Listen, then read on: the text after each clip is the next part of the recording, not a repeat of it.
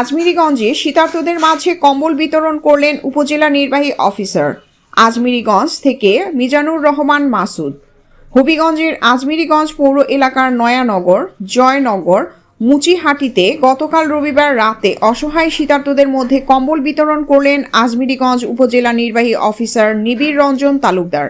জানা যায়, আজমিরীগঞ্জ উপজেলা নির্বাহী অফিসার নিবিড় রঞ্জন তালুকদার শীতকালীন সময়ে অসহায় শীতার্তদের খোঁজ খবর নিয়ে শীতার্তদের বাড়ি বাড়ি গিয়ে কম্বল বিতরণ করে আসছেন।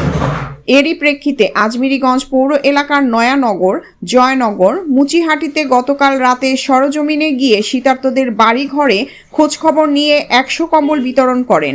কম্বল বিতরণকালে আজমিরীগঞ্জ পৌরসভার প্রকৌশলী হাফিজুর রহমান ও পিআইও সুবোধ মণ্ডল উপস্থিত ছিলেন।